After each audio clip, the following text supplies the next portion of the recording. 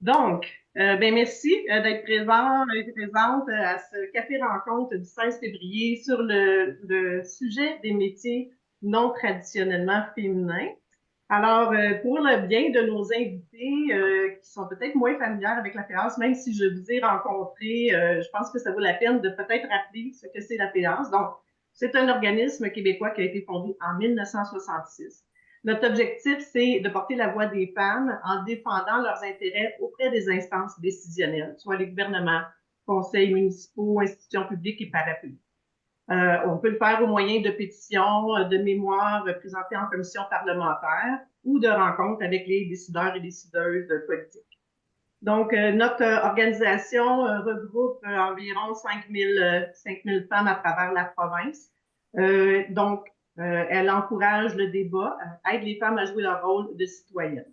Donc, on organise des conférences, des rencontres qui permettent d'initier la réflexion sur les droits et responsabilités des femmes afin de réaliser des actions en vue d'un changement social.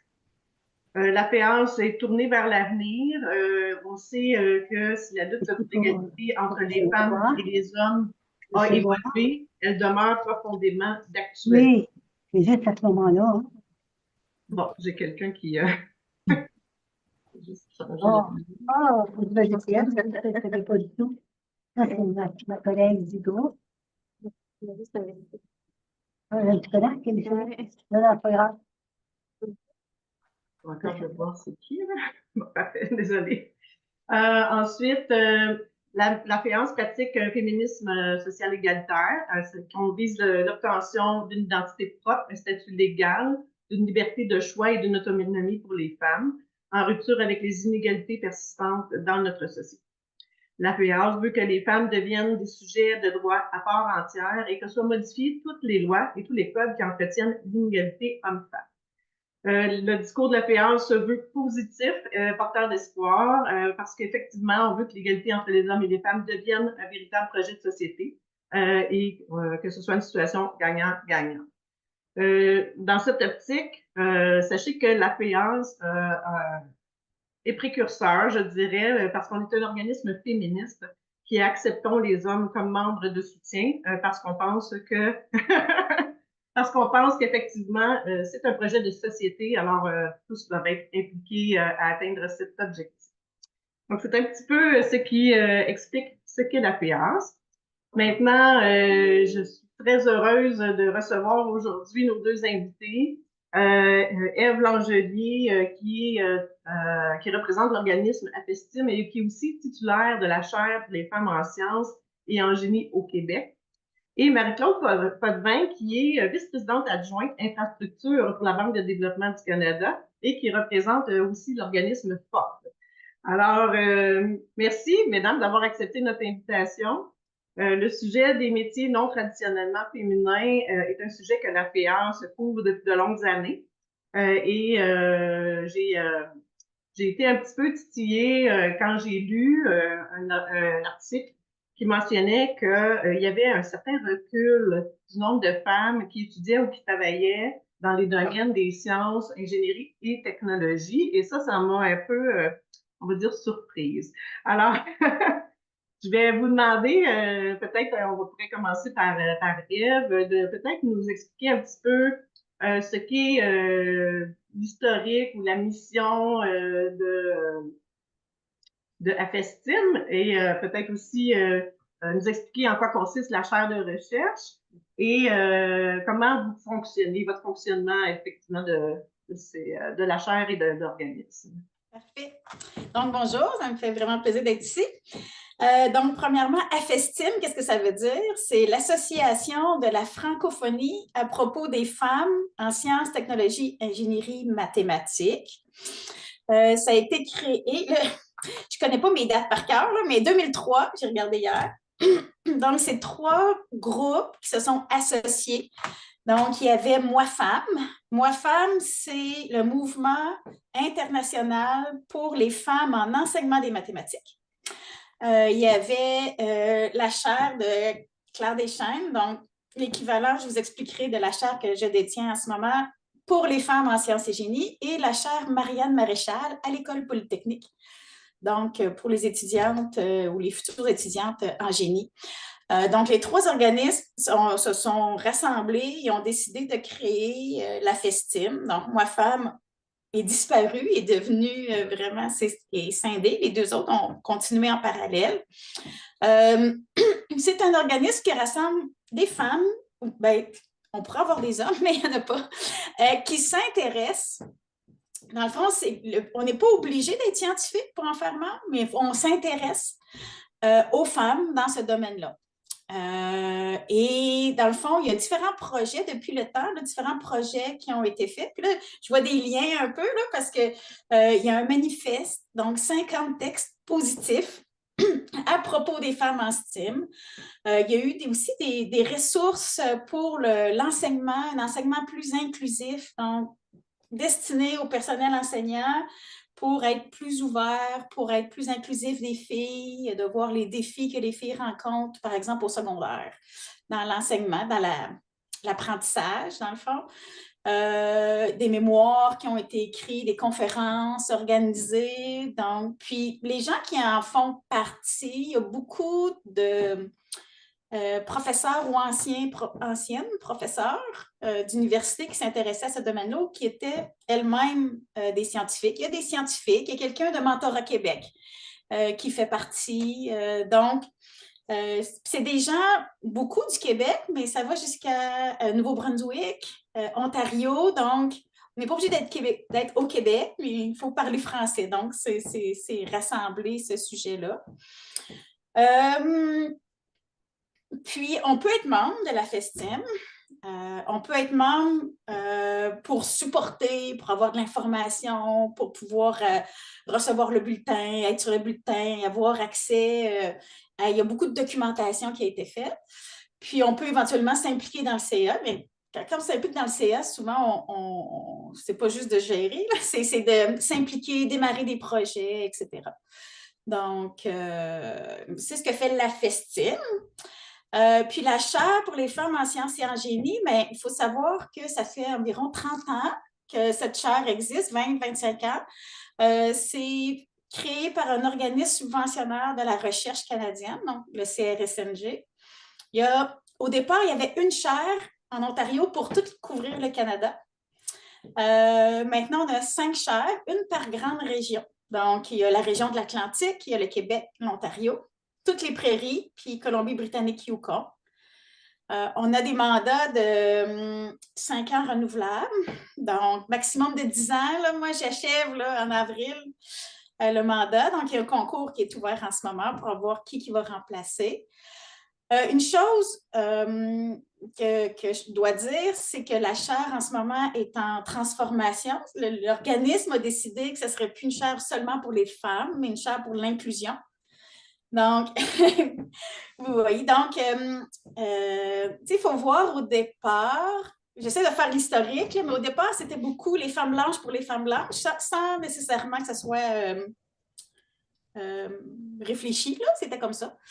Puis on a tranquillement amené l'intersectionnalité. Là, on a beaucoup de titulaires de chaires qui viennent, par exemple, d'Iran, d'Inde, mais qui sont maintenant canadiennes, mais qui ont vécu des différences. Souvent, ils s'impliquent parce que dans leur pays, parce que des fois, il n'y avait pas tant de défis pour les femmes, en tout cas pas les mêmes défis qu'ici, puis ici, c'est une surprise. Puis maintenant, donc, les nouvelles chartes pour l'inclusion doivent avoir un pilier femme. Le pilier femme, on a travaillé fort pour qu'il conserve, parce qu'on se disait, c'est pas vrai, vous allez faire du... On est quand même 50% de la population. On a encore des défis, puis ça va mieux, mais si on arrête, ça... mais aussi parler d'intersectionnalité, etc. Donc, à la chaire, moi, la chaire, je la détiens à l'Université de Sherbrooke, mais ça couvre le Québec au complet. Donc, l'idée, c'est, en gros, augmenter la participation des femmes en sciences et génie. Mais quand je dis augmenter la participation des femmes, c'est pas nécessairement, ou c'est pas juste faire en sorte que les filles s'intéressent plus aux sciences et au génie. C'est aussi faire en sorte que celles qui sont là soient bien, que celles qui soient là y restent, que celles qui soient là contribuent, progressent. Donc, on vise vraiment là, des enseignants, enseignantes du primaire, secondaire, jusqu'aux femmes sur le marché du travail, jusqu'aux alliés, personnes alliées, les collègues, les employeurs, pour essayer d'améliorer la situation. Puis, on a une petite équipe, on fait beaucoup on fait de la recherche, puis on fait aussi des activités de promotion, si je peux dire comme ça. Puis j'ai une petite équipe, on a une équipe, quelqu'un en sociologie, quelqu'un en communication, c'est beaucoup, beaucoup de communication, puis on travaille des gens en éducation aussi. Donc, c'est un peu le fonctionnement chez nous. Parfait, merci Ève. Puis Marie-Claude, maintenant, je vais te demander la même chose, en fait, avec Forte, l'historique, la mission, ce que vous offrez à vos participants. Certainement. Ben, bon matin tout le monde. Je m'appelle Marie-Claude. Ça fait à peu près 20 ans que je suis, que je suis sur le marché du travail, toujours œuvrée en informatique. Comme Lynn le mentionnait, là, ça fait déjà plusieurs années que je travaille à la BDC, à la Banque de développement du Canada, dans un domaine de l'informatique qui s'appelle les infrastructures et les opérations. Puis, tu sais, sans faire là, un cours sur les métiers disponibles en informatique, l'informatique a beaucoup explosé.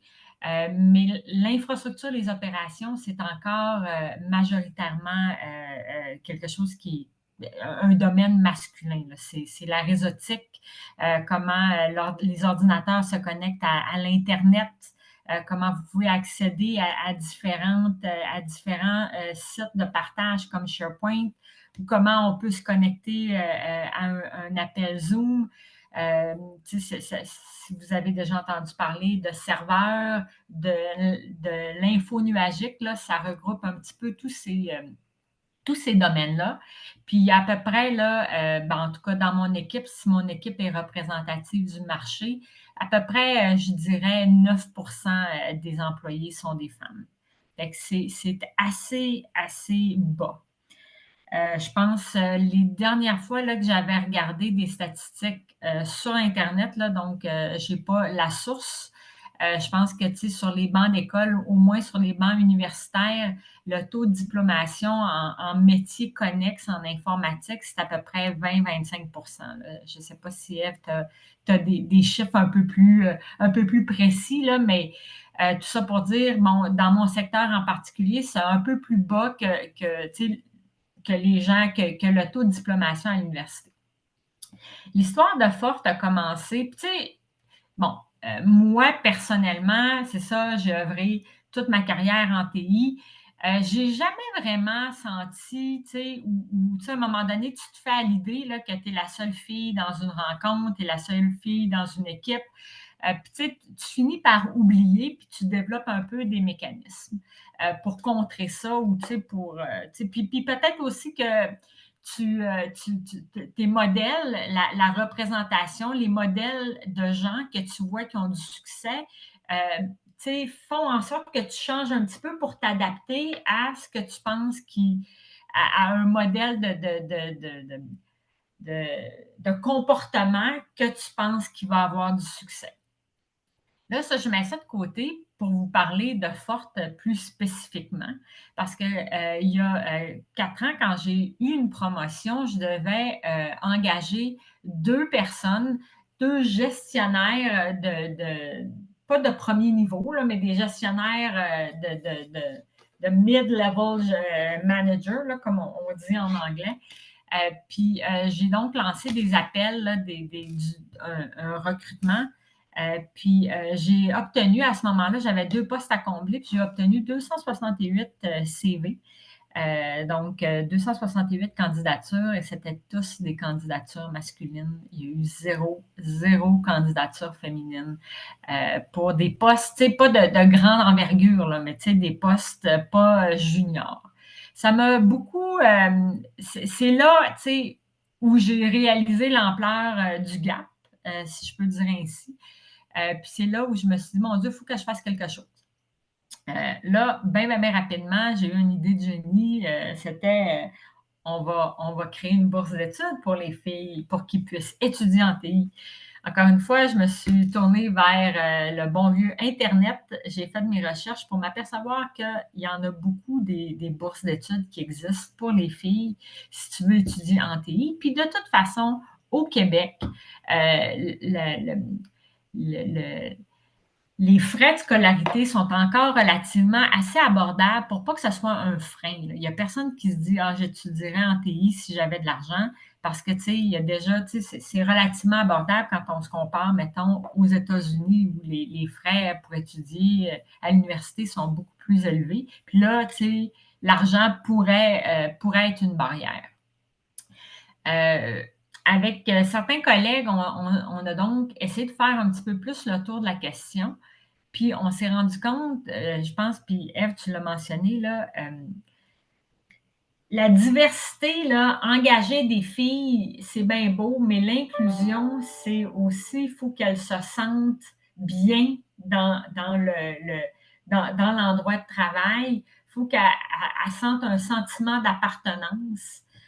Parce que je ne sais pas si vous êtes déjà allé, mettons, j'ai déjà dit ça comme exemple, là, mais j'ai 2 jeunes adultes. Je suis déjà allée à un concert pour accompagner le plus jeune, puis c'est un concert de rap. Puis, tu sais, j'ai été inclus, là, mais j'ai pas senti le sentiment d'appartenance. Je connaissais aucune chanson. Je connaissais évidemment pas les mouvements de danse. Alors, je compare un petit peu, tu sais, les défis que les filles font face aujourd'hui, que les femmes font face quand ils essaient d'intégrer un milieu qui est à prédominance masculin. À mon expérience de concert, moi, je voulais y aller j'étais contente d'être inclus par mon fils, mais je me suis pas, ça n'a pas été une expérience très concluante pour moi.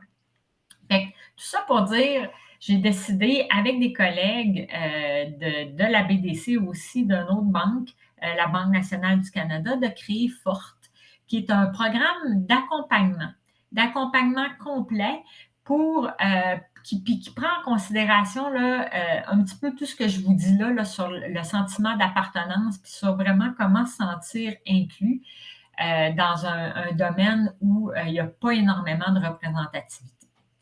Fait on essaie d'aider les jeunes filles, évidemment, avec des petites bourses d'études pour faciliter au moins là, leurs études côté financier. On essaie aussi de leur offrir des stages en milieu de travail pour aussi démystifier un peu qu'est-ce que c'est travailler en TI. On offre du mentorat. Les aider à naviguer à travers des situations. Là. Je veux dire, on ne peut pas changer le monde, mais on peut certainement jumeler des gens, des femmes un petit peu plus seniors avec des juniors pour les aider à naviguer à travers certaines situations à laquelle on fait encore face, du coaching, évidemment. Du réseautage, il n'y a peut-être pas beaucoup de représentativité au sein d'une équipe en particulier, mais le réseautage, ça ouvre les portes. Et puis aussi des commandites. Nous, moi, j'ai une job à temps plein, là, à part Forte, bien que je reconnais que c'est pas juste au cégep et à l'université que l'intérêt pour la technologie commence, c'est plutôt je peux pas me permettre, moi, d'aller me présenter puis de faire des représentations dans toutes les écoles primaires et secondaires. Donc, la BDC et la Banque nationale, par l'entremise de Forte, fournissent des petites commandites à des organismes à but non lucratif qui ont comme mandat, justement, de parler des technologies aux générations un petit peu plus jeunes. Fait en gros ligne, là, c'est ça. On veut pas nécessairement, on veut augmenter la représentativité des femmes, surtout dans les milieux des TI, en entreprise, par des gestes très concrets. Parfait, merci. La première question que j'aurais pour l'une comme pour l'autre, quand je vous disais que j'avais lu sur un article qu'il y avait comme un recul, est-ce que vous le constatez, ce recul-là, sur le terrain ou pas? si je peux me permettre. Je suis allée voir un peu les chiffres, là. En fait, moi, je ne l'ai pas vu, ce recul-là. Tu sais. Puis ce que je vois, par exemple, à l'Ordre des ingénieurs du Québec, donc, qui ont fait une analyse, là, en 30 ans, le nombre d'ingénieurs, de femmes ingénieurs inscrites à l'Ordre a quadruplé. Donc, on est passé de 4 à 15 en 30 ans. Puis on voit là, que chez les plus jeunes, c'est parce qu'il y a une question aussi générationnelle, là, donc chez les plus jeunes, c'est 20 puis ce qu'on voit aussi, c'est dans les inscriptions dans les universités, ben, j'avais juste pris une note comme ça, là, ça varie beaucoup d'un domaine à l'autre. C'est sûr qu'il y a aussi des nouveaux domaines qu'il n'y avait pas avant, là.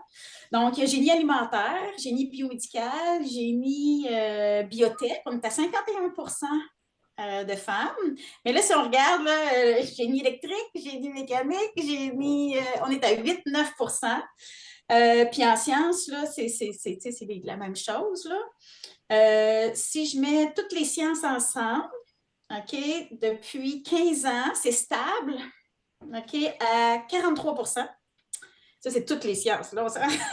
Informatique, c'est toujours en dessous, là. Puis, génie aussi, ben, on a une augmentation. On est passé de 16 dans les inscriptions au bac à 23 puis dans les techniques, là, ça fait mal dans les techniques. Là. Dans les techniques, c'est beaucoup plus masculin. Là, fait qu'on est autour de 17 toutes les techniques de sciences. Là. Puis, fait que moi, j'observe pas de recul dans les normes. Je pense que historiquement, l'informatique, il y a peut-être eu un recul. Tu pourras compléter, parce qu'avant, c'était un domaine très féminin, là, dans le temps que c'était dactylo, là, percer les trous, les cartes perforées. Mais maintenant, depuis que c'est devenu avec les ordinateurs personnels et tout ça, ce que j'ai compris, c'est que c'était devenu très masculin. Mais, en fait, là, il y a quelqu'un qui me racontait que le shift vers le monde un peu plus masculin, comme tu le dis, Ève, là, ça coïncide avec l'arrivée des jeux vidéo. Les jeux vidéo qui, tu sais, dans les années 90, ont un marché très masculin, là. Tu sais, je veux dire, tu sais, les jeux de guerre, les jeux de construction, tu sais, c'était vraiment, les jeux vidéo sont tournés vers un marché très masculin. Fait que pour beaucoup, l'association entre jeux vidéo, informatique est faite. Puis, ça expliquerait peut-être là, de façon anecdotique pourquoi les femmes, les filles en général, ont délaissé ce secteur-là. Nous, tu sais, sur le marché du travail, ce qu'on dénote, là, c'est que il y a le taux d'inscription, le taux de diplomation est peut-être stable ou il y a peut-être une petite augmentation, mais ça ne se traduit pas nécessairement. Tu sais, les gens vont peut-être étudier en informatique, mais ne vont pas nécessairement travailler en informatique. Fait que c'est un petit peu ça qu'on voit, là. Fait que peut-être qu'on trouvait ça intéressant, stimulant, étudier là-dedans, mais ils ne se reconnaissent pas nécessairement sur le marché du travail. Fait que c'est un petit peu, tu sais, pour ça, là, tu sais, quand je vous racontais, là, toutes les choses qu'on veut mettre en place, qu'on essaie de promouvoir avec force, c'est justement pour que les gens se reconnaissent, pour que la représentativité augmente. C'est ça. Fait que, il y a encore, tu sais, Lynn, tu sais, c'est ça, là, il n'y a pas encore des grandes avancées là, quand tu sautes dans le marché du travail, je te dirais, en informatique spécifiquement. Si je peux me permettre aussi, nous, on le voit, par exemple, chez certaines étudiantes, là, tant qu'ils sont à l'université, ça se passe relativement bien. Elles rencontrent des défis à l'université, elles rencontrent des défis en stage, mais quand le saut sur le marché du travail, pour certaines, c'est un saut difficile. Parce que oui, effectivement, dépendamment dans quel milieu tu atterris, si je peux dire ainsi, ça peut être difficile de te sentir à ta place, dans le fond. Donc, si on réfléchit à ça, ça veut dire que ben, il y a des obstacles rendu sur le marché du travail principalement. Donc, est-ce qu'on parle est-ce que c'est basé sur des stéréotypes, du patriarcat? Avec Marie-Claude, tu disais peut-être des modèles qui sont pas, qui sont peu présents, des modèles féminins, mettons, qui sont peu présents peut-être? Ben, tu sais, je pense qu'il y a des raisons pour lesquelles, tu sais, là, je parle TI, leadership, puis le monde des affaires, parce que, tu sais, Lynn et moi, nous sommes collègues. Je pense que la représentativité, c'est vraiment très important. Je pense que moi, quand j'ai commencé ma carrière en TI, tous les leaders étaient masculins.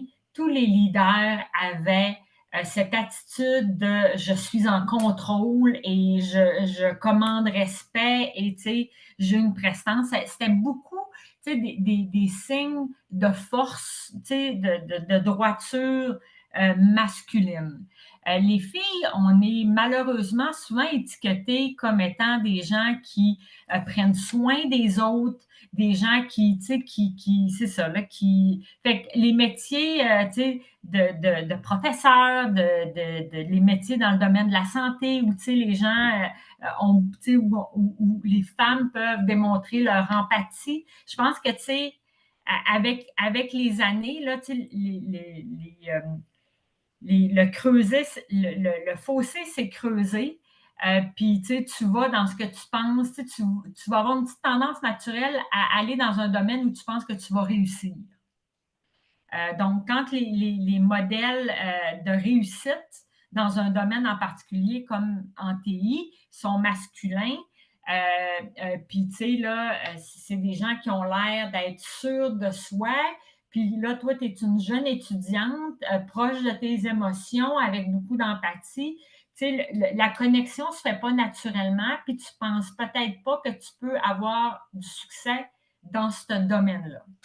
Fait que je pense que avoir des gens, tu sais, avoir des gens dans des positions de leadership dans tous les domaines tu sais, où on veut essayer d'attirer un groupe peut-être sous-représenté, c'est super important. Tu sais, là maintenant, tu sais, ben, dans les organisations, on fait beaucoup. Tu sais, les femmes en TI, c'est un peu dépassé. Là. On parle aussi beaucoup tu sais, des Autochtones. On parle aussi beaucoup des neurodivergents. Mais quand il n'y a pas de représentativité, tu peux bien engager tu sais, des gens de groupes sous-représentés. Ils vont être super contents d'être inclus, là, mais ils ne sentiront pas ce sentiment d'appartenance-là.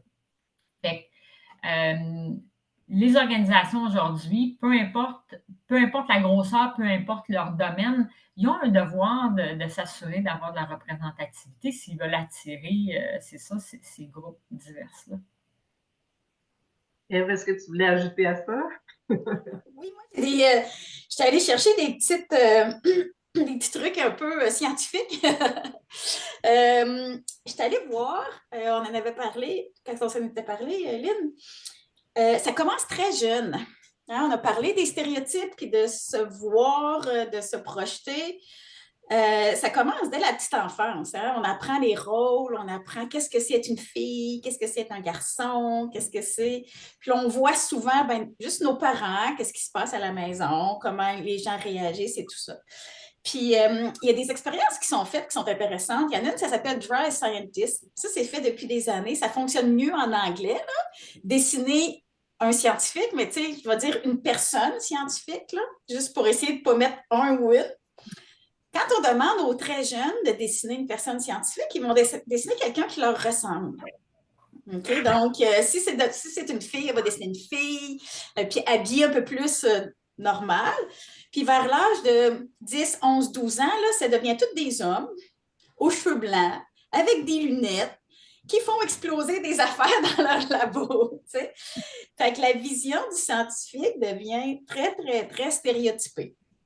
Un autre étude qui fait mal au cœur un peu, là, si on demandait à des enfants de dire qui était vraiment, vraiment intelligent. T'sais. Donc, dès l'âge de 6 ans, les petites filles trouvent que les garçons sont plus vraiment, vraiment intelligents que les filles. Donc, elles associent plus l'intelligence aux garçons. Puis là, ils leur faisaient faire des jeux. Puis ils disaient, oh, pour faire ce jeu-là, il faut être vraiment, vraiment intelligent ou intelligente. Ah là, les petites filles n'étaient pas intéressées. Les petits garçons y allaient plus. Fait que dès l'âge de 6 ans, les filles voient plus l'intelligence, plus la confiance chez les hommes, on en parlait tout à l'heure, puis que chez elles-mêmes. Donc, ça fait en sorte que des professions ou des carrières où on pense qu'il faut être vraiment, vraiment intelligent pour y aller, ben déjà, dès très jeune, c'est plus délaissé. Au secondaire aussi, il y a des études qui ont montré que dès le secondaire, là, on étiquette, on associe les maths ou la physique aux garçons, puis le français aux filles. OK? Mais les filles réussissent bien. Il y avait une dame qui me disait, moi, ça me faisait rire parce qu'elle disait, elle allait dans les écoles au primaire, puis elle disait, qui est bon en maths? Les petits gars levaient la main. Elle disait, qui a 80% et plus en maths? Les petites filles levaient la main. Donc, c'est vraiment comme, il y a toute la question de perception, de confiance et tout ça. Fait que ça, c'est triste, là, mais ça, c'est une des réalités de notre socialisation. Mais maintenant qu'on décide, puis là, je vais revenir avec certains points là, que tu as nommés. Bien, maintenant qu'on décide qu'on y va en sciences ou en génie, puis là qu'on est entré, bien, il y a quand même des obstacles parce qu'on a parlé accès au mentorat. Bien, l'accès au mentorat, c'est super important, mais les femmes y ont moins accès. Parce que, bien, je pense qu'intuitivement, on mentore des gens qui nous ressemblent. Donc, si c'est très masculin, on n'aura pas tendance à aller prendre une jeune femme et à la mentorer ou la jeune femme n'aura pas tendance à aller demander pour ne pas déranger. Donc, on a moins accès à du mentorat. Et on a parlé aussi, bien, naturellement, on n'a pas accès à beaucoup de modèles, donc on ne peut pas se projeter, etc. Puis, un mot, là, l'expression scientifique, là, la menace de l'identité sociale. OK? Je suis dans un milieu, puis quand je ne me reconnais pas. Les sujets de discussion, c'est comme toi dans ton spectacle de rap, je suis là, puis je suis comme ouh, OK, c'est pas mon milieu. Mais quand c'est ton milieu de travail, que c'est à tous les jours, ben, tu te poses toujours des questions. Est-ce que je suis à ma place? Etc. Parce que ça crée de l'anxiété. Éventuellement, ça peut créer du stress, de la dépression. Puis là, ça peut grossir. Une autre chose aussi, c'est ce qu'on appelle microagression. OK?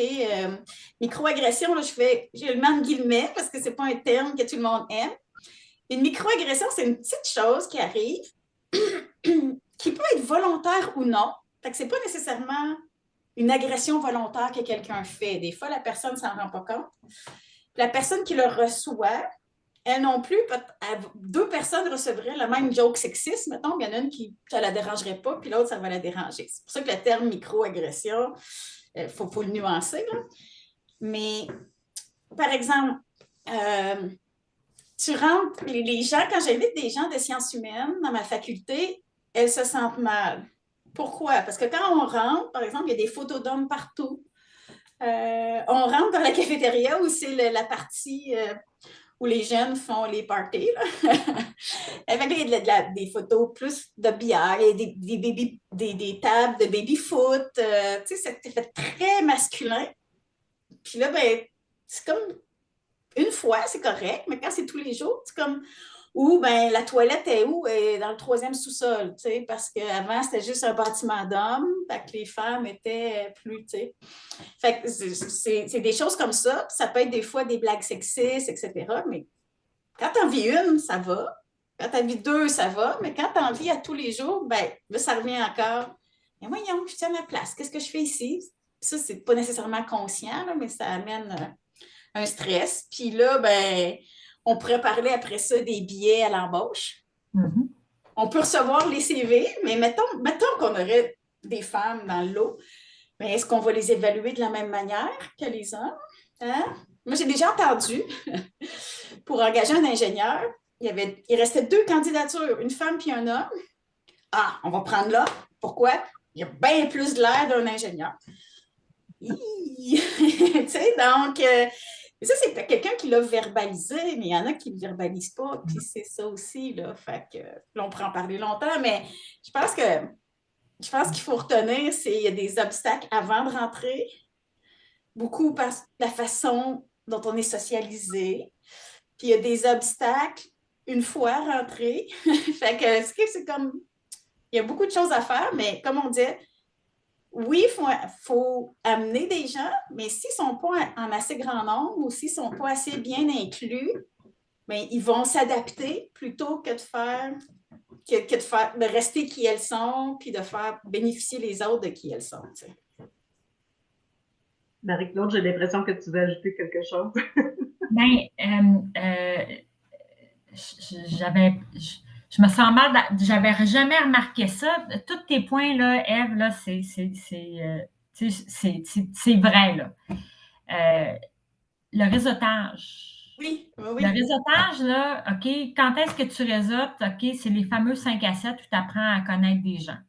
Bien, typiquement, là, les femmes, parce que c'est souvent nous qui est le chef de famille, là, c'est souvent sur les épaules des femmes que tombe là, aller chercher les enfants à la garderie ou à l'école le soir. Fait qu'est-ce qu'on fait? Bien, on priorise notre famille. Donc, on n'y va pas à ces fameuses séances de réseautage-là. Alors que pour les hommes, tu sais, ils vont pas. Là, je ne suis pas en train de dire que les hommes ne priorisent pas leur famille, là. Mais tu sais, c'est comme plus accepté, où il y a moins de culpabilité. Puis ça, ben, ça fait que les hommes, tu sais, à 40 ans, vont souvent être beaucoup plus loin, vont avoir progressé beaucoup plus dans leur carrière qu'une fille. Fait que ça aussi, des fois, ça peut être décourageant, là. Quand tu regardes autour de toi, puis tu vois qu'il n'y a aucune femme, tu sais, qui est devenue VP, ou tu sais, alors qu'il y a tout plein d'hommes qui sont VP à 40 ans, puis, ou tu sais, professeurs à 45 ans, ou tu sais, whatever, qu'est-ce que le succès a l'air dans le domaine. Moi, j'ai déjà malheureusement là, des billets à l'embauche ou même pour être considéré pour une promotion. L'âge de la fille, l'âge de la femme, elle a-tu déjà des enfants ou est-ce que dans les 5 ou 10 prochaines années, elle va nous quitter 2 fois pendant 2 ans pour aller avoir ses bébés? Tu sais, ça, c'est malheureux, là, mais c'est la réalité. Le fait que oui, il y a encore beaucoup d'obstacles persistants à l'avancement, à l'avancée des femmes dans des milieux un peu moins traditionnels. Puis il faut les nommer. Je pense que c'est un début. Il y a des choses qu'on ne pourra pas changer nécessairement, mais au moins de les nommer puis de savoir que les hommes autour de la table là, des décisions le savent aussi. Je pense que c'est important. J'aimerais revenir sur une petite chose aussi. Marc-Claude, quand on s'est rencontrés pour préparer le café rencontre, tu m'as donné un exemple où les femmes auraient intérêt à travailler sur leur confiance en soi. Je ne sais pas si tu veux donner l'exemple que tu m'avais expliqué sur... j'ai peut-être une petite question stupide, là. Ben, encore une fois, là, ça ne fait pas 20 ans de ça, là, puis c'est ça qui est un peu plate, là, mais moi, je me suis rendu compte que mes collègues féminines vont souvent dire des choses comme ben là, c'est peut-être une question niaiseuse, là, mais tu sais, fait qu'ils s'annoncent avant même de poser leur question. Fait que là, c'est comme, tu sais, je veux pas avoir l'air niaiseuse, mais tu sais, je veux tellement pas avoir l'air niaiseuse que je vais comme le dire à tout le monde que j'ai une question niaiseuse, puis c'est jamais des questions niaiseuses, puis jamais mes collègues masculins, puis j'en ai des collègues masculins, j'en ai à tonnes, jamais les collègues masculins vont s'avancer de cette façon-là, vont dire j'ai une question niaiseuse. Ils vont poser leur question, puis des fois, tu te dis, ouais, ben si tu avais écouté, là, on vient de répondre à la question, mais fait que le problème, c'est pas juste un problème extérieur. Il faut qu'on apprenne à prendre notre place.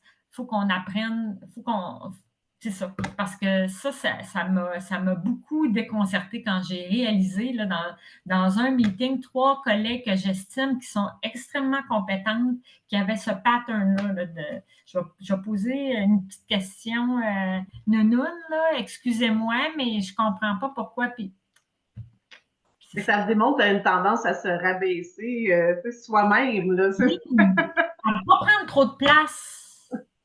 Exactement. Parfait. Et puis, puisqu'on est dans cette situation-là, j'aurais tendance à vous demander, ça serait quoi l'avantage de faire en sorte que les femmes prennent plus de place dans ces types de métiers? Ben, tu sais, quand, quand tu as, puis là, on va prendre l'homme blanc là, comme exemple, là, mais quand tu as une équipe de personnes qui ont comme tout le même background socio-économique, à peu près tout la même âge, toute la même couleur, ben, ils pensent tous pareil aussi, là. Tu sais, je veux dire, ils vont tous régler le problème de la même façon. La diversité, pour moi, là, la force de la diversité, là, c'est quand je suis assis, puis il y a quelqu'un qui, tu sais, qui va penser à une résolution de problème d'une façon que moi, je n'aurais jamais pensé. Moi, j'ai une collègue qui est d'origine indienne, qui est arrivée au Canada en 2010. Donc, son enfance, son éducation, la façon qu'elle aborde un problème, c'est tout à fait différent de ma façon d'aborder un problème. Puis, quand on débat des mérites d'une solution ou d'un autre, là, ben, ça fait que le résultat qu'on a, c'est quelque chose bien souvent d'un peu plus éclectique, là, mais c'est souvent une résolution de problème qui est beaucoup plus efficace. Fait que, oui, il y a encore un besoin. On a toutes des forces et des faiblesses aussi différentes. Moi, la force de mon couple, c'est que j'ai ça faire le lavage, mais ça ne me dérange pas de cuisiner. Fait que, on s'entend bien parce que, tu sais, j'ai trouvé un conjoint qui fitait, qui fait le lavage sans problème et qui me laisse la latitude dans la cuisine. Fait que, tu sais, la complémentarité, puis la richesse des solutions, c'est ça, des solutions proposées, je pense que c'est ça, là, la beauté de la diversité. Puis c'est pour ça qu'il faut continuer à se battre, puis à essayer d'atteindre, peut-être pas la parité partout, mais il faut continuer de faire notre chemin. Je pourrais peut-être rajouter, tu sais, je vais faire du pouce sur ce que tu disais. C'est drôle parce que quand on est tous pareils, on pense tous pareil. Je donne souvent cet exemple-là. Et là, je disais, le risque dans ce temps-là, c'est qu'on pense qu'on a raison. En plus d'avoir, quand on est diversifié, d'avoir plus différentes solutions, c'est que si on pense tout pareil et qu'on pense qu'on a raison, on risque de se planter solide. OK, donc, il paraît que ça. Moi, je ne suis pas spécialiste, mais quelqu'un qui aurait étudié l'explosion de la navette Challenger, que ça serait quelque chose en lien avec la pensée de groupe, qu'on appelle la pensée de groupe quand on est tout pareil puis qu'on pense tout pareil. Une autre chose aussi qui est intéressante, c'est sûr, ça dépend un peu du domaine, je pense, où on travaille, mais quand on a des identités différentes, on n'a pas les mêmes préoccupations non plus. Donc, est-ce qu'on devrait mettre plus d'énergie sur tel projet ou sur tel projet? Bien, peut-être que quelqu'un va voir la vision plus sociétale, peut-être que quelqu'un va voir la vision plus monétaire, peut-être que quelqu'un va voir la vision différente. Donc, ça aide aussi à avoir peut-être de voir les différents enjeux différemment avec les priorités. Fait que oui, il y a la question de perspective aussi. On amène des points de vue différents. Donc, on peut plus progresser, puis on bâtit comme. Moi, je dis toujours, on a un coffre à outils cognitif, là, puis plus il est diversifié, bien, plus on a de chances de bien résoudre des problèmes complexes. Moi, ce que j'aime aussi amener, c'est attention, parce qu'à un moment donné, on disait, les avantages à la diversité, les avantages, je fais, les avantages potentiels de la diversité ou de la mixité, dans le sens que ça amène aussi des défis. Puis que si on ne gère pas les défis, ben, les avantages, peut-être qu'on va moins les voir. La première idée qui me vient de défi, c'est j'envoie une femme sur un chantier de construction, il va y avoir beaucoup de défis. Fait qu'il faut quelque part que je la supporte si je veux de bénéficier de ce qu'elle apporte, par exemple, de différent. Puis dans les défis, on peut voir justement de l'exclusion, du harcèlement. On peut avoir aussi des processus de décision plus longs. Hein? Oui, tu sais, OK, où est-ce qu'on s'en va avec notre prochain projet? Là, j'illustre toujours ça, on va-tu à Montréal ou à Québec? T'sais? Là, une fois qu'on s'est entendu sur la destination, il va-tu en autobus ou en train ou en auto? Mais peut-être que le processus va être plus long, mais le résultat risque d'être meilleur au bout. Fait que, tu sais, il y a des défis qu'il ne faut pas non plus juste faire semblant que tout va être beau parce que c'est diversifié. Mais fait qu'il faut travailler sur les deux plans en même temps. Là. Mais puis, je suis d'accord avec les avantages que tu nommais, là, Marc-Claude.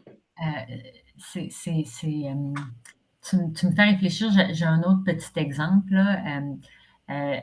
Justement, là, je coachais une employée un peu plus jeune que moi, une employée qui a à peu près 25 ans. Qui se préparait pour une grande rencontre avec son VP. Là. Fait que c'était une contributrice individuelle, donc une employée. Puis là, elle rencontrait le boss du boss de son boss. Puis tout ça, c'était parce que dans le cadre de sa maîtrise, elle voulait prendre 6 semaines de congé pour aller faire un stage à l'international. Elle était super excitée de ça, rencontre le boss du boss de son boss. Puis l'homme qui a un certain âge, là, au moins double de l'âge de cet employé-là, il lui dit « Ah, Fiu, je pensais que tu m'annonçais que tu étais enceinte. » Ça l'a beaucoup déstabilisé l'employé qui était choqué et un peu insulté, avec raison. Puis là, ben moi, là, dans cette situation-là, qu'est-ce que j'ai fait? Tu sais, je veux dire, évidemment, j'excuse pas, tu sais, je voulais pas donner trop de légitimité à son sentiment, mais je voulais pas non plus excuser l'homme qui lui avait dit ça, mais il y a une traduction, là. Il y a une traduction entre les deux. Là. Puis pour le VP qui a donné ce message-là, c'était un compliment qu'il faisait. C'était une façon de dire ah, je pensais que je pourrais pas, tu sais, j'ai de la misère, on peut pas se passer de toi. Je pensais que je te perdais pour 1 an. Puis là, OK, tu me dis 6 semaines, OK, ça va. Fait que, tu sais, encore une fois, je ne veux pas excuser, mais tu sais, des fois, il faut que ça prend des gens comme ça pour faire la colle, pour expliquer, pour traduire ces réalités-là. Là, parce que là, en plus d'être homme-femme, il y avait aussi, évidemment, un problème de génération. Là. Fait que faut que tu mettes, tu as tout à fait raison, Ève, il faut que tu mettes en place là, des systèmes pour justement être capable de garder tes gens puis récolter là, les avantages de la diversité. Parce qu'il peut y avoir des petits problèmes. Après, il y a Nour qui pose une question. Comment peut-on accéder au programme de la BDC de la Banque nationale, donc à Porte? Pour le moment, ce que nous, on vient de commencer. Le programme a 3 ans. Donc, on s'est doté d'une identité. On a travaillé sur exactement qu'est-ce qu'on voulait faire, quel service on voulait offrir. Puis là, ben, ça a commencé un petit peu tranquillement. Là. On a commencé à donner des bourses d'études pour des étudiantes dans des programmes qui touchent les technologies au Cégep Bois de Boulogne à Montréal en français et au Cégep John Abbott qui est dans l'ouest de l'île de Montréal en anglais. Évidemment, on voudrait éventuellement pouvoir offrir des bourses d'études à tous les étudiantes qui veulent joindre notre groupe. Mais pour le moment, là, c'est ça, il faut commencer quelque part. Il n'y a pas de membership en tant que tel parce qu'un des principes de Forte, c'est de garder l'accessibilité pour les jeunes. Tu n'as pas besoin de payer rien. Là. Fait que c'est surtout des activités de réseautage. Par le biais des activités de réseautage qu'on fait, on peut rencontrer des gens, les connaître, Puis c'est aussi par le biais des activités de réseautage qu'on peut s'inscrire à du mentorat avec des gens de la communauté d'affaires. Les bourses, les stages sont souvent publiés là, sur notre site Internet. Lynn, je pourrais te donner le site Internet de Forte là, qui rassemble un petit peu les informations qu'on a, là, puis les programmes qu'on offre, l'éligibilité, puis c'est ça, la disponibilité des événements. Est-ce que vos activités de réseautage sont principalement aux alentours de Montréal? Pour le moment, oui. Parce que c'est ça, on est peut-être une petite équipe d'une vingtaine de personnes, là, fait que puis tout le monde a un emploi à temps plein. La beauté, là, la beauté de Forte, c'est aussi que c'est ça, là, c'est des gens qui sont sur le marché du travail, donc qui connaissent la réalité. Donc, quand on fait du mentorat, quand moi je mentore une jeune femme, c'est ancré dans la réalité de ce que je vis au jour le jour. Alors, c'est ça. Là, on commence relativement petit, mais on a des grandes ambitions. Pour le moment, c'est ça, c'est plus autour de Montréal, mais il y a quand même des événements là, comme ce que vous faites ici à la FEAS qui sont en virtuel. J'aimerais ouvrir peut-être aux questions des participants, peut-être soit lever votre main ou enlever le mute sur votre micro. Maria? Oh, attends, ton micro, s'il te plaît. Oui. Ah, toujours là pour poser la première question, tu sais bien? Ma première question, bon, c'est quand même un peu personnel, là, mais j'ai ma petite fille qui a fait un retour aux études dans un cours professionnel en dessin industriel. Est-ce que ça entre dans le non traditionnel? Et l'autre chose, c'est que ce qu'elle nous disait l'autre jour, je suis la seule de mon groupe qui aime les mathématiques.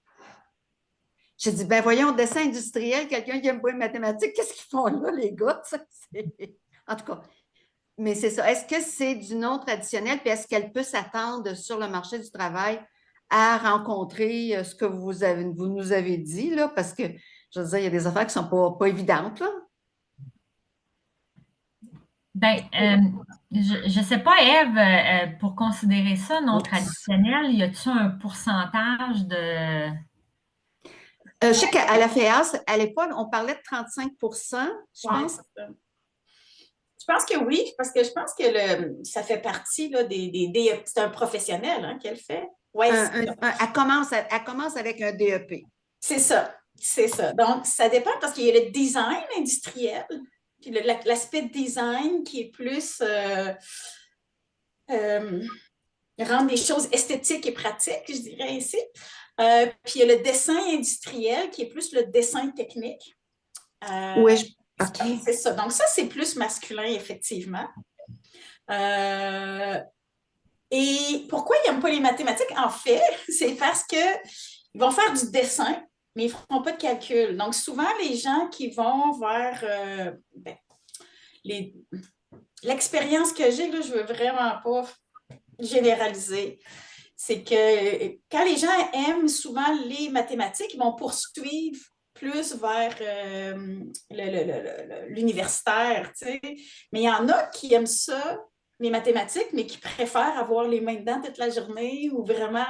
Donc, c'est plus quelqu'un qui va probablement être devant son ordinateur, faire des dessins toute la journée. C'est probablement des gens qui aiment plus cet aspect-là que vraiment faire des maths. Fait que ça se peut, puis on peut aimer les deux. Fait que je ne vois pas d'incompatibilité. Est-ce qu'elle risque... Oui, ça peut qu'elle rencontre des équipes où il va y avoir des obstacles. Ça se peut qu'elle rencontre des équipes où ça va être super bien parce que le design industriel, ça se fait dans différents milieux.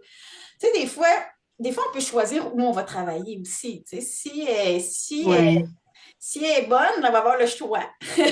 OK. Puis il y a des milieux, tu sais, qui sont vraiment mieux que d'autres, comme je sais qu'en ingénierie, le ministère des Transports, il y a vraiment beaucoup de femmes parce que c'est un ministère, fait que là, c'est plus facile de concilier travail-famille. Oui, d'accord. Fait que, tu sais, on peut choisir des milieux qui nous conviennent mieux aussi, là. Fait que... Mais, tu Ah, sais, d'accord. mais tu sais, un conseil, tu sais, qui je pense devrait, en tout cas, moi s'il y avait quelque chose que je referais dans ma carrière, c'est ça. Ça serait plus de réseautage dans le sens où, tu sais, s'il y a un professeur dans sa faculté tu sais, qui est une femme, lui demander des conseils, d'aller dans des regroupements, des associations, se bâtir un réseau. Parce que si la diversité, si le mentorat ou l'accompagnement n'est pas fait dans le milieu de travail où ta petite fille va atterrir, ben peut-être qu'elle peut trouver ou chercher du support là, dans le milieu. Oui. Fait que moi, je pense que c'est vraiment important.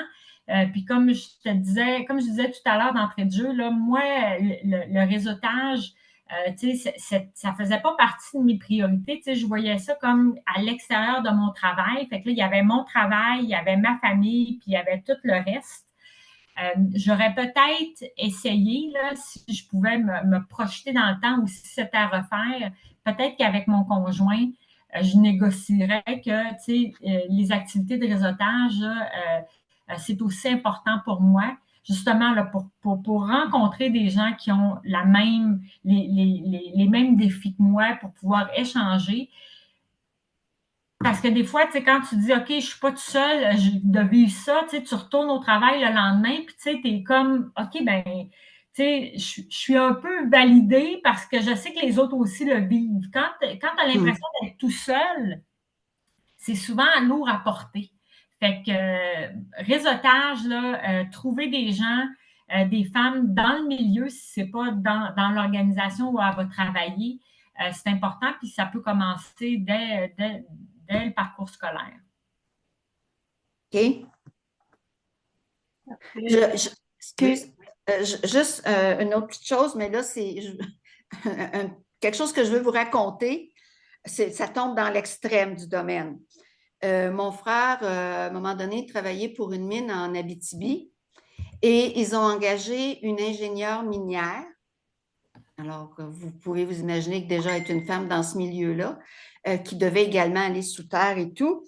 Mais l'ingénieure minière qu'il avait trouvée, c'était une femme arabe musulmane voilée. Elle a résisté quelques mois, mais toutes les niaiseries que les autres travailleurs ont pu lui faire, mon frère nous racontait ça, puis lui, il la croisait tous les jours, mais il n'y avait pas directement affaire à elle parce que lui, il restait travailler dans les bureaux sur Terre et elle devait circuler. Mais tout ce qu'elle a vécu, elle a tenu un petit bout, mais pas très longtemps. Et je ne pense pas qu'elle a eu du tout du support de ses employeurs. Mais on sait, il y a des milieux qui sont beaucoup plus machos, là. Ce n'est pas tous les mineurs qui sont machos, mais mettons que c'est un milieu propice à la chose. Bien, si je peux me permettre, il y a une collègue qui a étudié les femmes qui progressent dans les milieux non traditionnels, puis où il y a eu des transformations. Puis elle racontait, je pense que c'est écrit dans son livre, mais en tout cas en conférence, elle le racontait, une femme en inspection d'aliments qui s'est faite enfermer dans un congélateur à nourriture. Donc, c'est quand même traumatisant comme expérience, mais ben, premièrement, c'est arrivé une fois. Ce n'est pas probablement que la collègue de votre frère, ça devait être quotidien. Oui, c'était de descendre dans le fond d'une mine. Là. Les occasions de toutes sortes de choses, il y en avait. C'est ça. Mais cette femme-là est restée parce que dès qu'ils l'ont libérée, la police était là, le patron était là, tout le monde l'a cru, l'a écouté, l'a épaulé. Il y a une action qui a été prise, fait qu'elle a fait le milieu est avec moi, mes patrons sont avec moi, c'est pas moi le problème, c'est cette personne-là le problème. Donc, elle a continué sa carrière. Donc, oui, comment le milieu gère ça, c'est vraiment important, mais c'est sûr qu'il y a des milieux vraiment plus difficiles que d'autres. Parfait, merci. Josiane? Oui, ben moi, je vous écoutais, puis oui, vous parlez des métiers non traditionnels dans certaines couches de la société, mais moi, j'ai fait partie. À l'âge de 20 ans, je voulais être chef cuisinier. Quand je suis arrivée au Québec avec mon beau diplôme, là, j'ai déjà fait une présentation là-dessus, on m'a dit, ben, tu iras faire des sandwichs chez Woodward. Je vous parle de ça dans les années 70. J'ai fait ma carrière et je suis devenue une des premières directrices de la manière pour laquelle je travaille aujourd'hui. Et je fais du mentorat encore aujourd'hui. Mais je peux vous dire que le monde des hommes ne m'a pas fait beaucoup de cadeaux pendant un certain temps. Jusqu'à temps que je puisse prouver que je gérais le plus gros magasin de l'entreprise de haut de mes 5 pieds, je mesure 5 pieds, et que j'avais assez de bagou et j'étais capable de répondre. D'où vient cette confiance? Elle vient du milieu familial. C'est-à-dire que si plus jeune, on vous dit, tu es capable, c'est sûr que tu vas avoir des obstacles. Mais si tu as au moins le milieu familial au départ, quand tu es toute petite, qui dit, regarde, tu veux remplacer un boulon, remplace le boulon. Regarde, tu veux taper un clou, tape un clou. Moi, je pense que ça vient de là. Puis, j'ai élevé mes enfants comme ça, j'en ai eu 2. Puis j'ai mon petit-fils qui élève sa petite-fille qui a 5 ans, puis elle va marcher avec son père à la montagne, dormir la nuit, taper les clous. Regardez, c'est l'environnement qui fait qu'une petite fille... Puis mon frère, eh bien, on faisait la lessive, il a appris à faire la lessive, il a appris à laver la vaisselle, parce que ça fait partie de l'éducation. Et je pense que ça, c'est important. Et une jolie robe, c'est beau, mais un petit costume, c'est beau. Mais quelque part, il faut faire de nos enfants le paysage de demain. Homme ou femme, on est semblables, pas physiquement, mais on est semblables. On doit apprendre à faire les mêmes choses. J'ai un ami, moi, son fils, il sait mieux tricoter que sa maman. Eh bien, pourquoi pas? Si ça lui plaît, c'est pas pour ça qu'il est très féminin, il aime tricoter, il fait de la couture, ben, tant mieux, mais c'est un autre monde. Hein. Et je vais vous dire, dans certains milieux, maintenant, la manière où je travaille, il y a beaucoup de vice-présidentes, mais ça a pris 30 ans. Mais on est ouvert, c'est ça. Puis on fait de l'inclusion, de la diversité, mais c'est pas partout encore. Mais je pense que ça vient de la base, comme n'importe quoi. Si on vous apprend à dire merci puis bonjour, vous allez dire merci puis bonjour. Si vous n'apprenez pas, vous ne le saurez jamais puis vous ne l'appliquerez pas. C'est tout ce que j'ai à dire. Je ne referai pas, j'avais fait une présentation de toute façon. Merci, Josiane. Merci à vous. Jean-François? Oui, bonjour. Moi, j'ai plusieurs questions. Je vais commencer par une plus simple. Il y avait le 11 février dernier la Journée internationale des femmes et des filles en sciences que l'ONU a mis depuis plusieurs années. Puis il y avait des mentions dessus. Je l'ai mis sur la page Facebook de la FEAS. Et il y en avait une, je voulais savoir qu'est-ce que vous en pensiez, parce que vous nous avez dit que les bourses de recherche pour les femmes, l'ONU disent que les bourses pour les femmes sont moins importantes que pour les hommes. Puis il dit aussi que les femmes représentent autour de 33% de la population des chercheurs, mais n'occupent que 12% des sièges aux Académies nationales des sciences.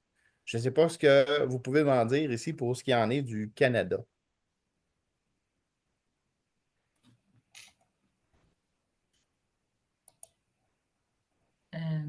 Je ne sais pas si Ève...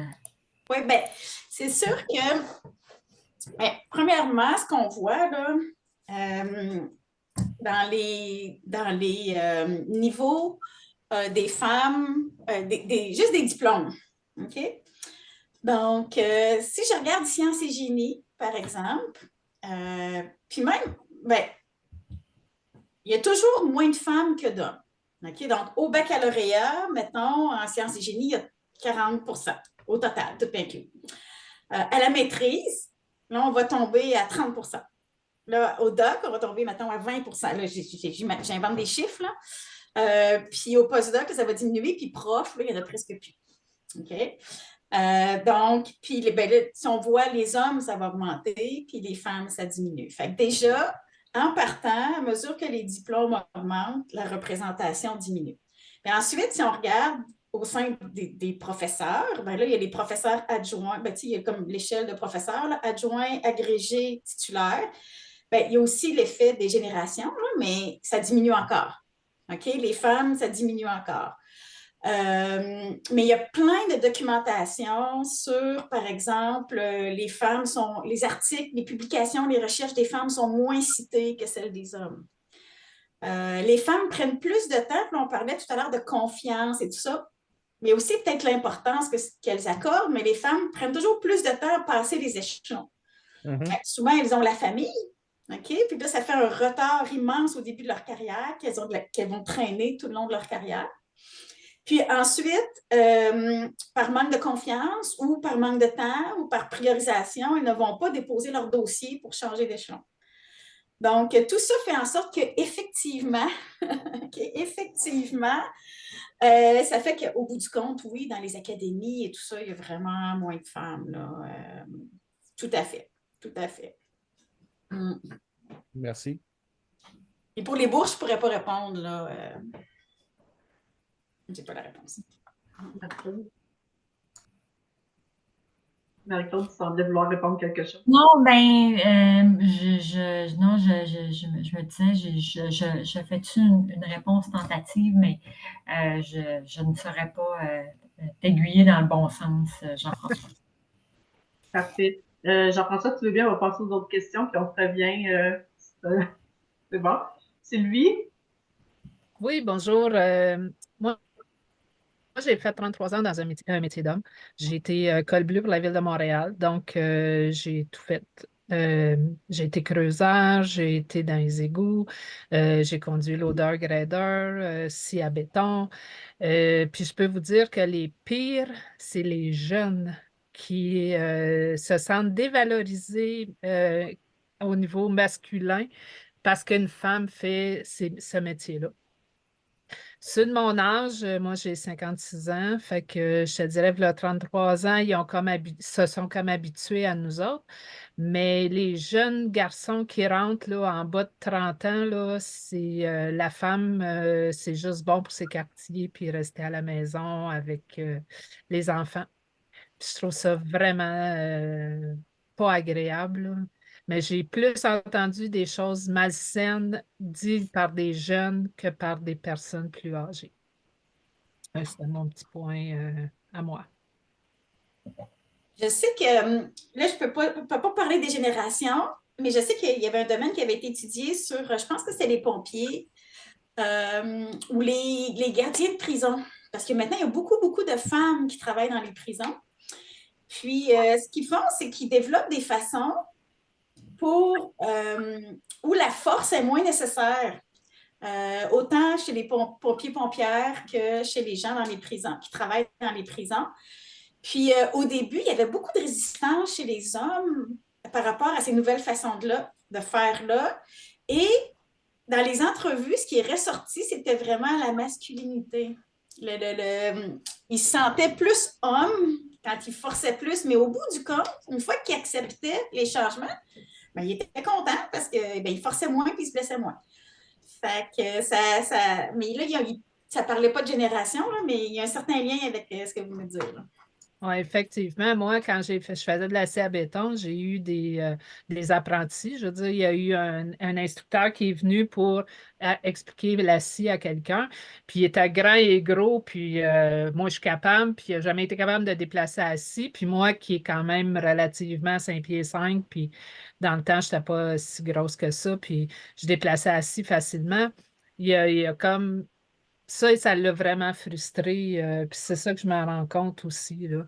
Mais les femmes, au niveau des métiers d'hommes, on va avoir on se met automatiquement plus de charge sur les épaules pour prouver qu'on est capable. Peu importe le métier En tout cas, je trouve que ça avance, mais pas assez vite à mon goût. Mais moi, je suis retraitée maintenant, fait que tout est beau. Très, très bien. Par contre, Sylvie, ce que tu nommes présentement, ça fait un lien aussi avec le renouvellement du masculinisme. Hein. Les jeunes, les influenceurs, Andrew Tate, etc. Donc, malheureusement, on le sait, hein, les avancées qu'ont faites les femmes, faut pas s'asseoir dessus. Non. Ben, toi, moi, mon garçon, je l'ai élevé dans t'as pas besoin d'une bonne, t'as besoin d'une compagne. Puis je trouve ça le fun parce que il se sentirait pas moins homme parce que sa conjointe va poser des tablettes, mettons. Mhm.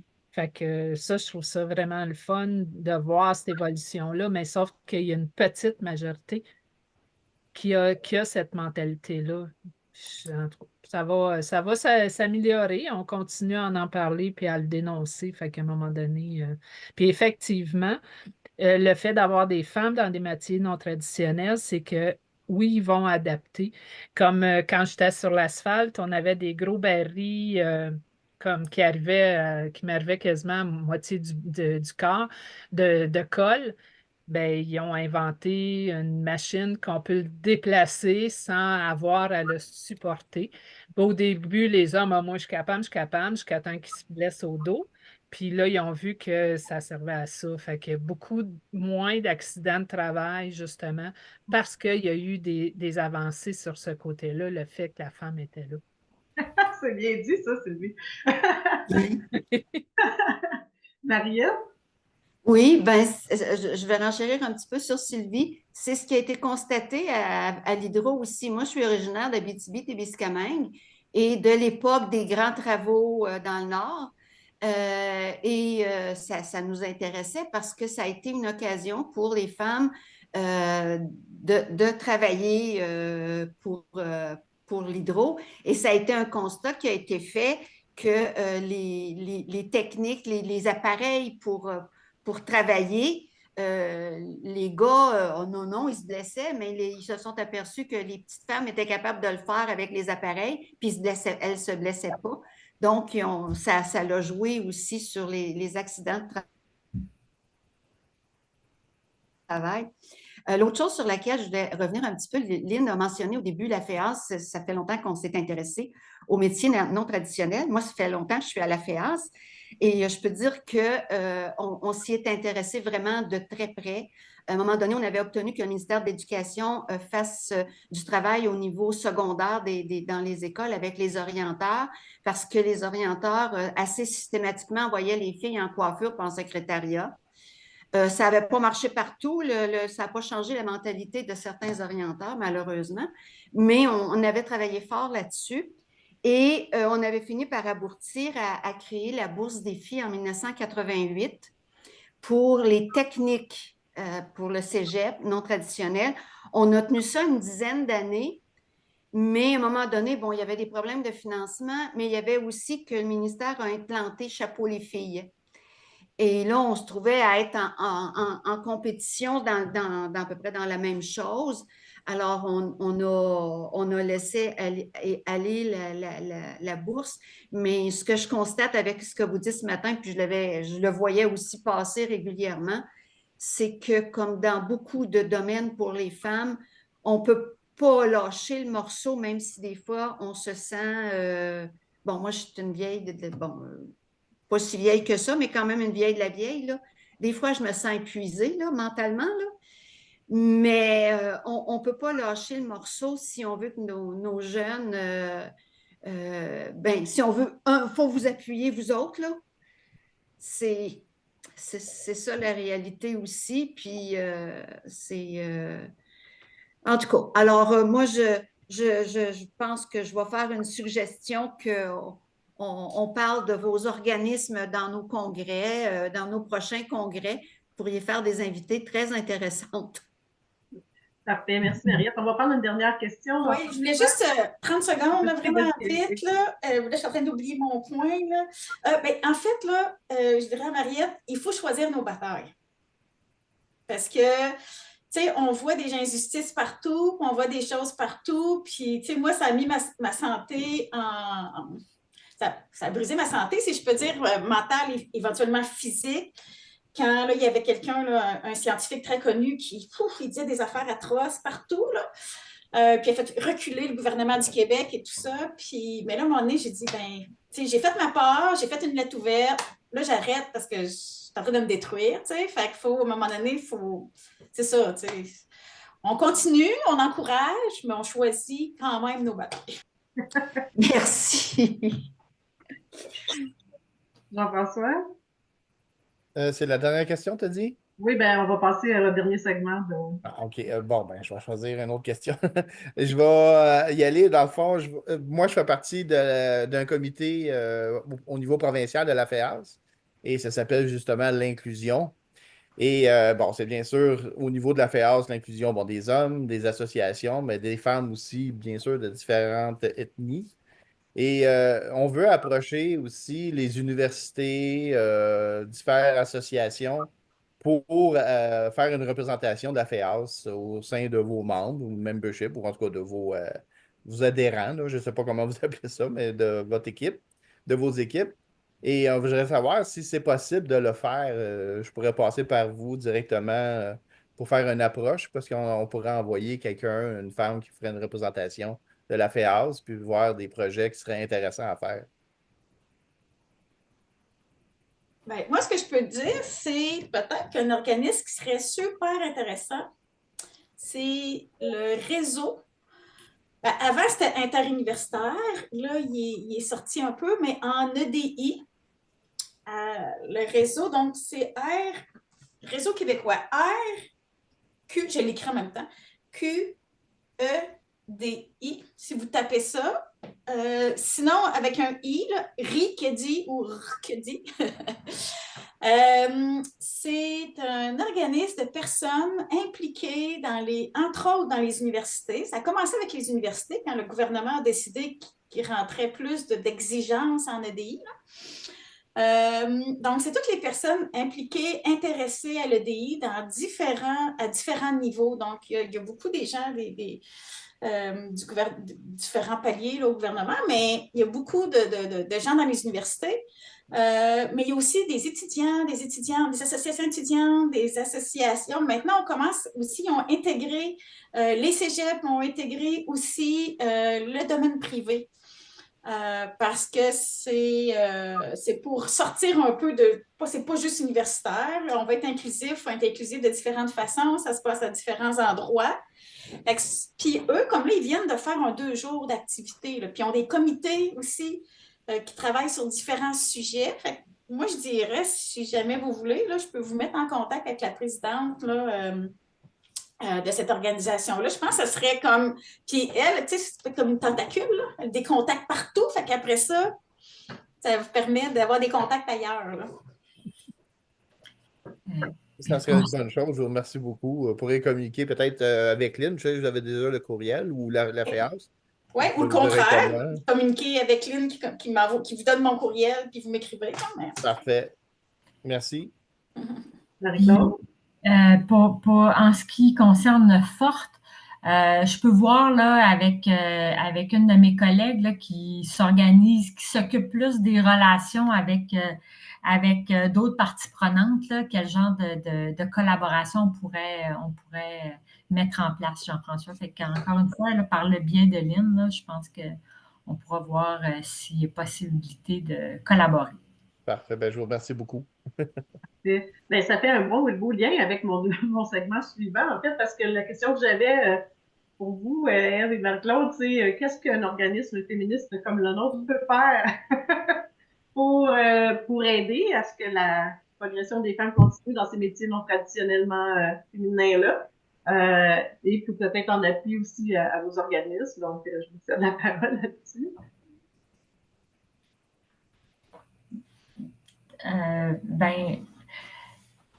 Si je commence, là, Ève, si ça ne te dérange pas, j'ai trouvé ça super intéressant, d'en parler avec vous autres. Parce que, tu sais, le problème, tu sais, bon, des fois, on peut avoir l'impression, si on regarde les nouvelles, là, que, tu sais, DEI, c'est plus à mode. C'est pas une mode, là, en autant que je suis concernée, c'est une façon d'être plus efficace puis d'avoir, tu sais, une société où tout le monde peut s'épanouir, tu sais, de la façon dont il ou elle choisit. Donc, d'en parler, c'est super important. Je vous dirais que, tu sais, autant pour les femmes, reconnaître les patterns que pour les hommes, tu sais, dans la société, il faut reconnaître les patterns tu sais, là, qui font que les femmes sont peut-être pas, tu sais, ont peut-être pas autant de confiance en elle. Je pense que Sylvie a fait un beau témoignage. Il y a Mariette aussi qui a fait un beau témoignage. Fait que, tu sais, c'est sûr que dans votre organisation, dans votre message, mais aussi dans votre vie, dans votre communauté, d'aider les femmes à s'épanouir, je pense que c'est ce que vous pouvez faire de plus là, pour aider la cause. Yeah. Oui, ben moi, là, j'ai découvert un peu plus. Là. Je ne savais pas que vous étiez allé jusqu'à, ben, en même temps, c'est gros, là, les mémoires et tout ça. Fait que là, quand j'avais réfléchi à la question, j'étais restée plus petite échelle.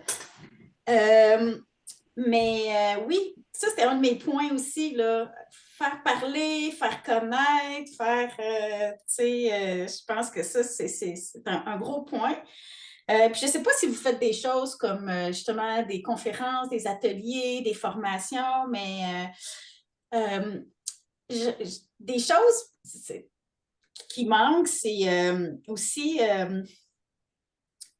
c'est quoi être une personne alliée? Comment on devient une personne alliée? Être une personne alliée, premièrement, ben, on dit qu'on ne s'étiquette pas allié, c'est que souvent un titre qu'on se fait donner plus que d'autres qu'on peut perdre. Mais comment est-ce qu'on... Quand on n'est pas une femme, par exemple, ou quand on est témoin de situations, comment est-ce qu'on peut agir? Tu sais, ça, c'est des choses, je pense, qu'on ne voit pas beaucoup, là. Donc, ça serait d'amener, de continuer sur peut-être d'interagir plus aussi auprès des jeunes adultes, pour parler justement de ces comportements, de ces biens conscients, etc. Ou Ouais, je dirais pas. vocabulaire utilisé. Puis pas juste jeunes adultes, hein, parce que les gens en position de décision, tu sais, qui sachent que c'est important d'avoir une politique zéro tolérance, on ne tolère pas ici telle chose, puis que la politique soit connue et respectée, tu sais, ou comment, comme personne, peu importe le niveau où tu es dans ta carrière, tu peux être une personne alliée.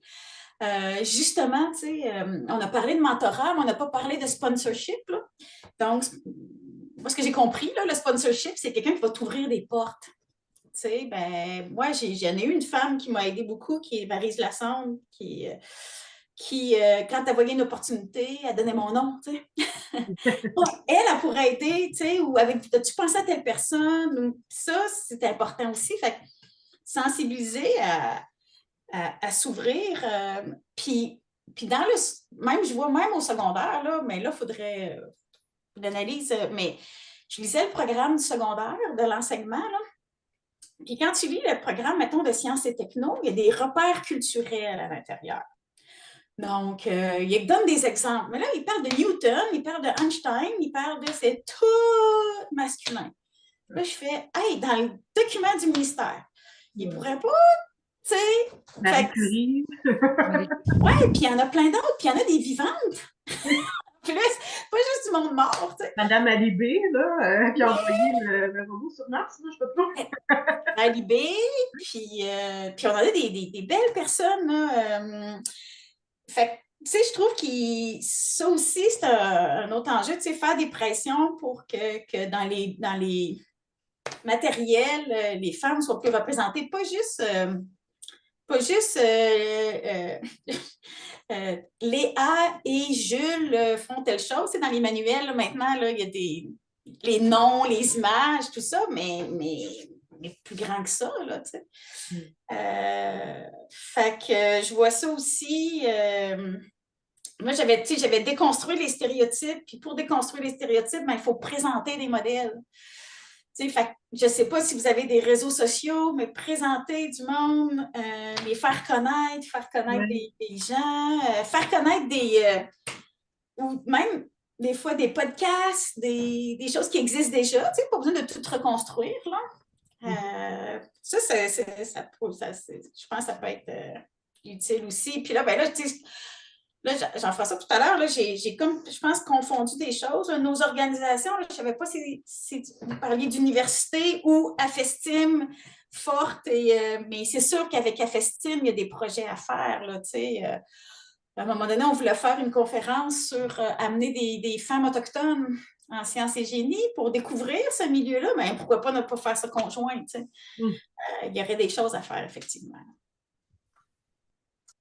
Parfait. Ben, merci, c'est intéressant. Puis, je pense qu'au niveau de l'affluence, on fait quand même beaucoup de travail aussi pour les femmes autochtones. Là. Donc, il y a eu plusieurs choses qui ont été faites par le passé, puis c'est encore d'actualité. On a encore eu des positions dans les derniers congrès pour les femmes autochtones. Donc, oui, effectivement, c'est très pertinent.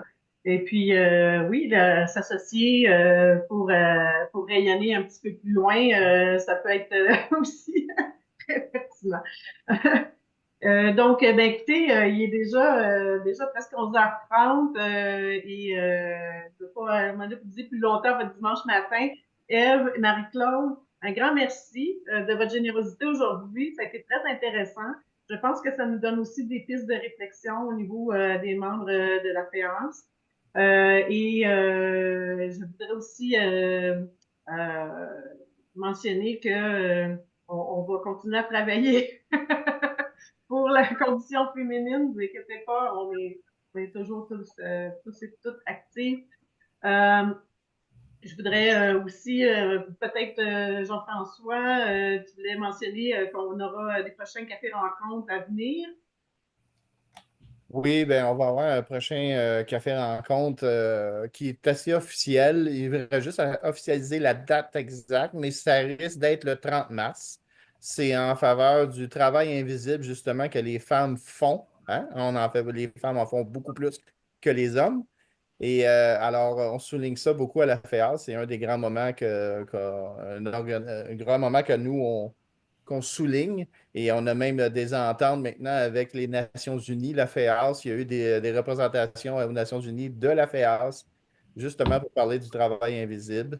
Alors, je vais avoir justement la spécialiste de la FEAS qui était engagée spécialement pour ça et qui va venir nous entretenir de ce qu'elle fait, ce qui était fait, ce qui s'en vient. Et ça va être intéressant. Donc, ça va être à suivre. Ça devrait être normalement le 30 mars. Puis, il y a une autre activité, nous, à la FEAS de la Chute, qu'on va tenir en compagnie avec la FEAS de Laval. Il nous reste, peut-être, Mariette, tu peux confirmer la date si tu l'as ou La date c'est le 14 mars. Mais là, on va avoir une rencontre cette semaine. Alors, il y a des choses qui vont s'éclaircir, mais ça touche les féminicides. Attends, juste un petit peu, je vais vous dire un petit peu le titre. Alors, c'est... voyons. Voyons. Je t'ai pris à brûle pour point, désolé. Oui, c'est portrait des féminicides au Québec, le continuum féminicidaire et ses causes. Et parce que c'est ça, on se questionnait sur quand un meurtre est-il un féminicide? Y a-t-il différents types de féminicides? Que pouvons-nous faire comme personne, comme communauté? Peut-on détecter en amont et prévenir ces gestes? En gros, ça va être ça.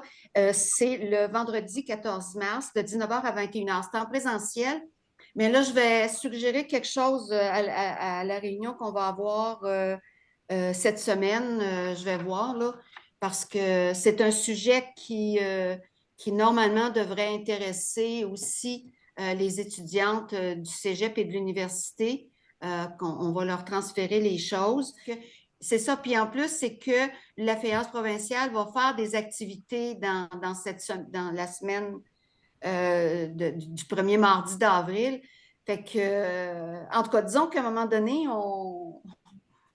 quand on parle de nourriture, on dit qu'on a les yeux plus grands que la panse. Là, ben, c'est à peu près ça qu'on a en ce moment avec les activités. On voudrait en faire beaucoup, beaucoup, puis on a des contraintes de toutes sortes qui tombent en place.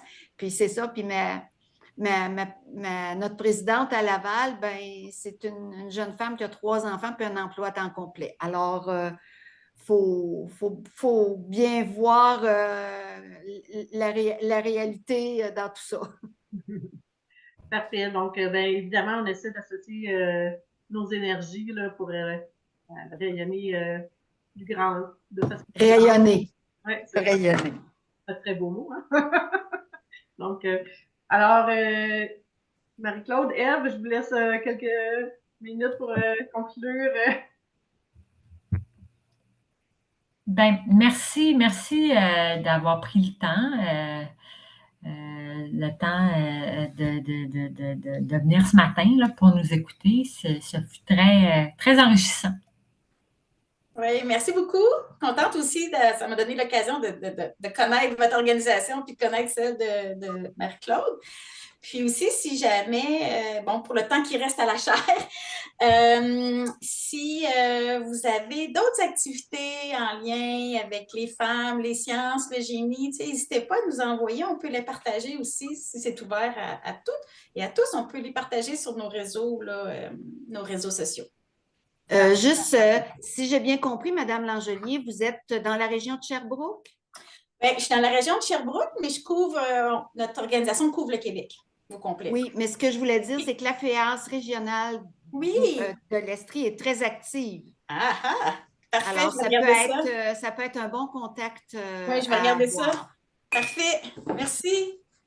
Merci beaucoup. Alors, écoutez, je vous souhaite bon pelletage. Je pense qu'on est tous impactés par la neige. Oui, je ne sais pas à Sherbrooke, là, Ève, mais ici, là, dans le nord de Montréal, là, il neige très fort.